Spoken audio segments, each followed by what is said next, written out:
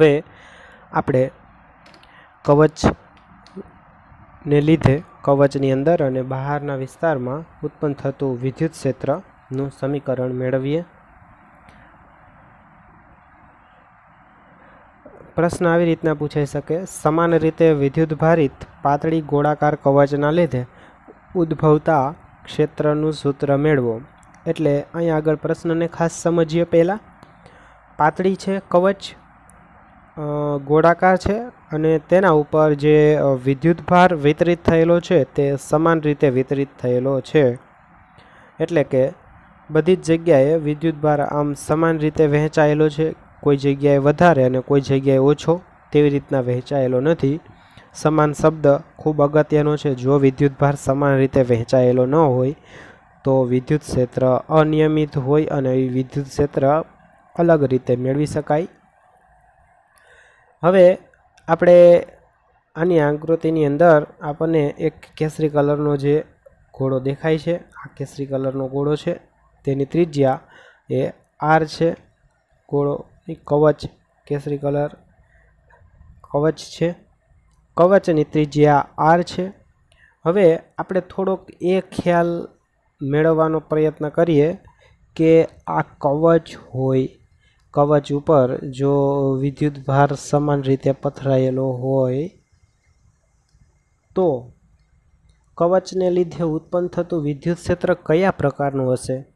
તો આપણને આમ જોતા જ અંદાજો આવે કે આ નજીકના જે બિંદુ હશે, નજીકના બિંદુ પાસે, કવચના નજીકના બિંદુ પાસે વિદ્યુત ક્ષેત્ર એ ખૂબ પ્રબળ હશે. તો એની ક્ષેત્ર રેખાઓ તમે દોરો તો તેની ક્ષેત્ર રેખાઓ તમને કંઈક આ પ્રકારની મળે. એરા આપણે થોડાક લાંબા દર્શાવીશું કારણ કે વિદ્યુત ક્ષેત્રની પ્રબળતા વધારે છે. તો આપણને ખ્યાલ આવે કે આ બધા જ બિંદુઓ પાસે વિદ્યુત ક્ષેત્ર સમાન છે. એ અર્થમાં આ બધા જ બિંદુઓ સમમિત કહેવાય, આ બધા જ બિંદુઓ એક જ સરખા કહેવાય. તો આપણે એવી ગાઉસિયન સપાટી હંમેશા લેવી જોઈએ કે જે સમમિત બિંદુઓમાંથી પસાર થતી હોય.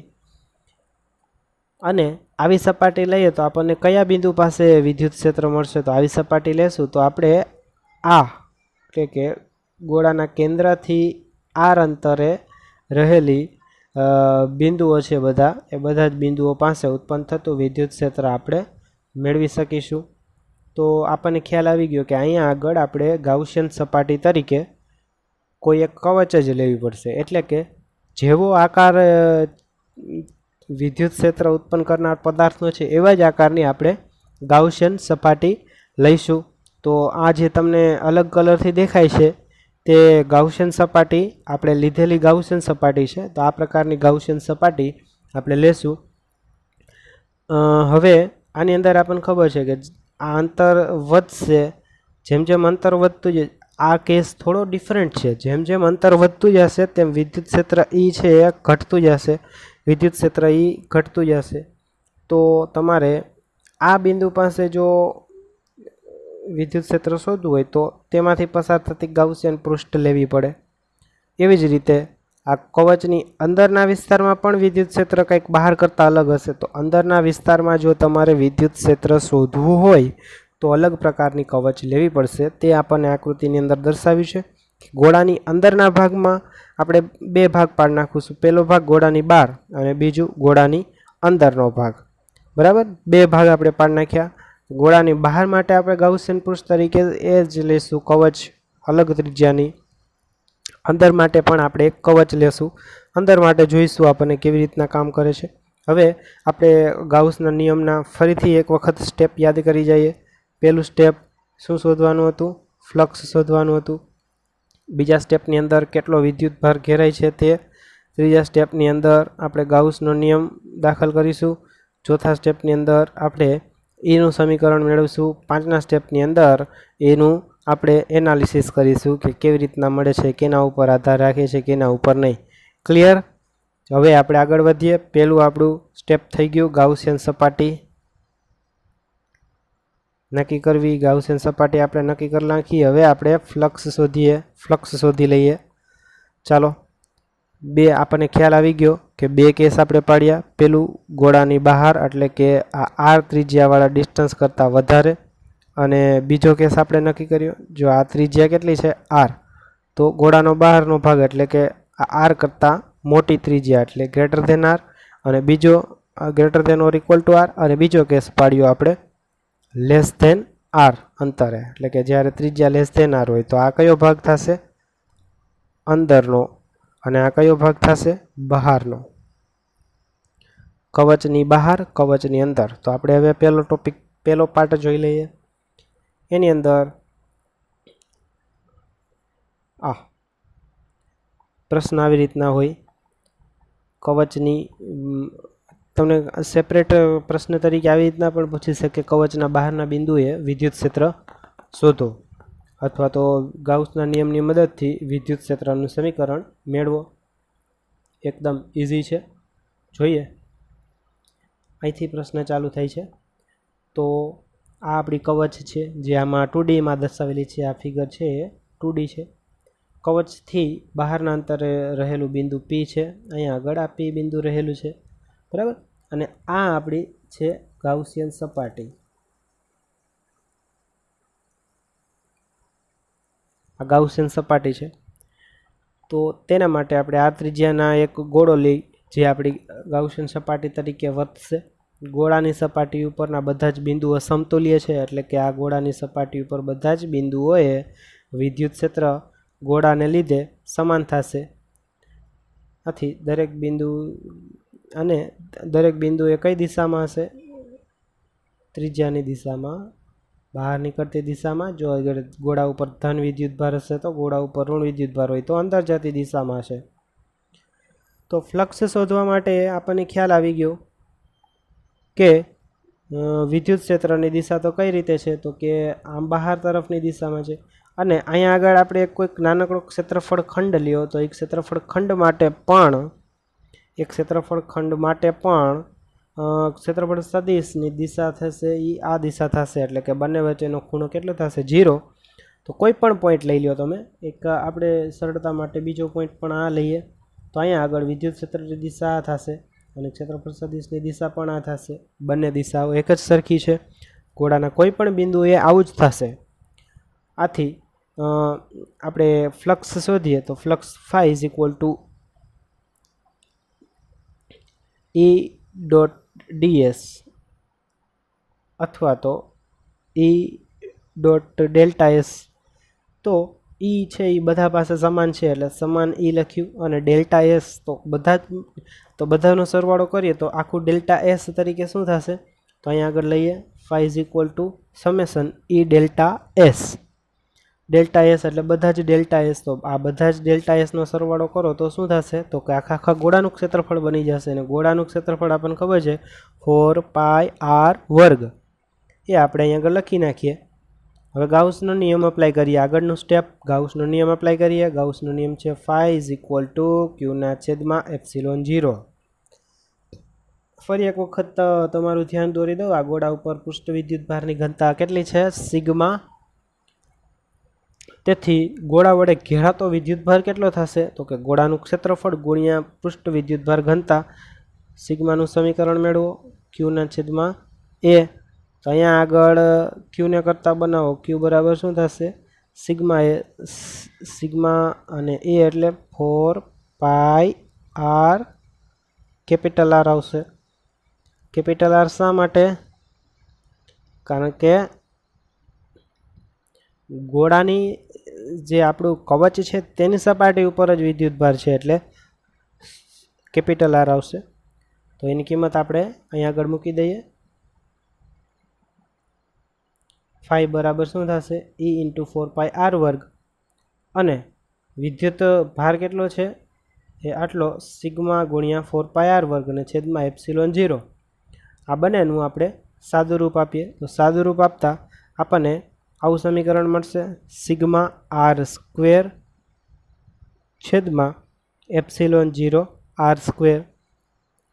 હવે સિગ્માની કિંમત આપણે મૂકી દઈએ. આના ઉપરથી સિગ્માની કિંમત કેવી રીતના? A બરાબર 4πr².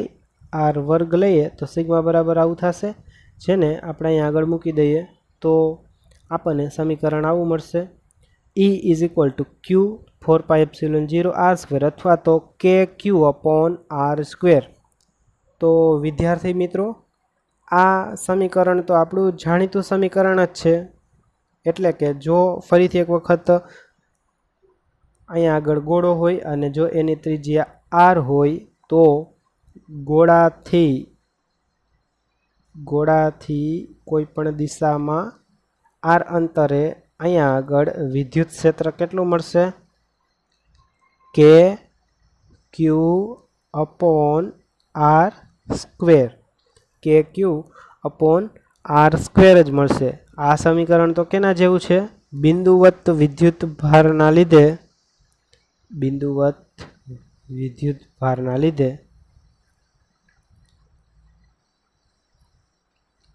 વિદ્યુત ક્ષેત્રનું જેવું સમીકરણ છે તેવું જ સમીકરણ આ છે. તો આપણે આ અર્થમાં એમ કહી શકીએ કે જ્યારે વિદ્યુત ભારને કોઈ કવચ ઉપર મૂકેલો હોય તો આપણે એને એવું કહી શકીએ કે જાણે કે એ બધો જ વિદ્યુત ભાર એ કવચના કેન્દ્ર ઉપર સ્થિર થઈ ગયેલો છે. ક્યારે? તો કે જ્યારે બહારના બિંદુએ આપણે વિદ્યુત ક્ષેત્ર શોધતા હોય ત્યારે વિદ્યુત ક્ષેત્ર શોધતા હોય ત્યારે આપણે એવું લઈ શકીએ કે બધો જ વિદ્યુત ભાર ક્યુ એ જાણે કે કવચના કેન્દ્ર ઉપર જ સ્થિર થયેલો છે. એવી રીતે લઈ અને આપણે સમીકરણ લાગુ પાડી શકીએ. હવે આપણે કવચના અંદરના વિસ્તારની અંદર વિદ્યુત ક્ષેત્ર કેવી રીતના શોધી શકાય તેની વાત કરીએ. કવચના અંદરના બિંદુએ વિદ્યુત ક્ષેત્ર, તો ફરીથી એક વખત આપણે તે જ પ્રોસિજર રિપીટ કરીએ એટલે રિવિઝન પણ થશે આપણું અને આપણો કોન્સેપ્ટ પણ ક્લિયર થઈ જશે. તો આ આપણો ગોળો છે જેની ત્રિજ્યા કેટલી છે? આર. એક આર ત્રિજ્યાની કવચ છે. કવચની અંદરના વિસ્તારમાં આપણે એક ગાઉસિયન સપાટી લઈ લઈએ. તો આ કવચની અંદરના વિસ્તારમાં એક ગાઉસિયન સપાટી લીધી જેની ત્રિજ્યા છે સ્મોલ આર છે. આના માટે આપણે ડાયરેક્ટ ગાઉસનો નિયમ એ લાગુ પાડીએ. તો અહીંયા આગળ આપણે ધારો કે વિદ્યુત ક્ષેત્ર E હોય તો ફ્લક્સ કેટલું થશે? E ઇન્ટુ 4πr વર્ગ થશે. એટલે કે આ શું થઈ ગયું? ફાઈ થઈ ગયું. હવે આપણે જમણી સાઈડ આવશે ક્યુ અને છેદમાં ε0. તો અહીંયા આગળ જોવો જોઈએ આ ગ્રીન કલરની જે બોક્સ છે એની અંદર કેટલો વિદ્યુતભાર છે? તો એની અંદર કોઈ જ વિદ્યુતભાર નથી.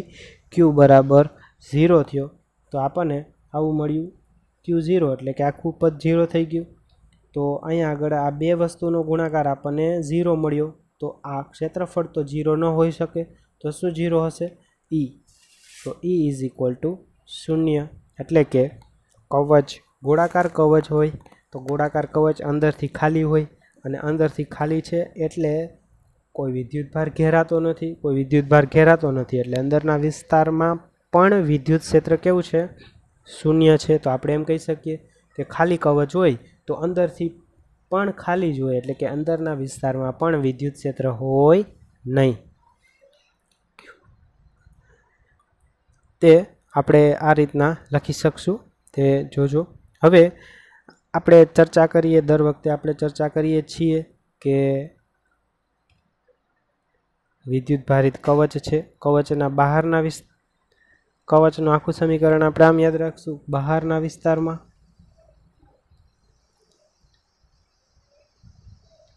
વિદ્યુત ક્ષેત્ર એ કેટલું થશે? તો કે ક્યુ અપોન આર સ્ક્વેર. અંદરના વિસ્તારમાં કેટલું થશે? 0 થશે. તેને આપણે કોઈ ગ્રાફ વડે દર્શાવીએ. અહીંયા આગળથી આપણને તરત જ જાણવા મળે કે E છે ઇઝ ડાયરેક્ટલી પ્રોપોર્શનલ ટુ, અહીંયા લખું છું, is directly proportional to 1 upon R square. એટલે કે અંતરના વર્ગના વ્યસ્ત પ્રમાણમાં છે. જેમ જેમ તમે આ કેન્દ્રથી આમ જતા જશો તેમ તેમ વિદ્યુત ક્ષેત્રની મૂલ્ય એ ઘટતું જશે. કેને આપણે એક ગ્રાફ દ્વારા સમજીએ. ગ્રાફ કેવી રીતના ડ્રો થઈ શકશે? તો અહીંયા આગળ એક તમને કવચ બતાવેલી છે. કવચ ઉપર ધન વિદ્યુત ભાર છે. જો ધન વિદ્યુત ભાર હોય તો વિદ્યુત ક્ષેત્ર છે એ બહાર નીકળતી દિશામાં આવશે. કવચની અંદર બધે જ વિદ્યુત ક્ષેત્ર શૂન્ય છે, એટલે અહીંયા આગળ તમને કેન્દ્ર આપેલું છે અને આટલી એની ત્રિજ્યા છે, એટલે આટલું ડિસ્ટન્સ ત્રિજ્યા. આપણે એક્સ અક્ષ ઉપર ત્રિજ્યા લઈ એટલે કે અંતર લઈએ, કેન્દ્રથી અંતર.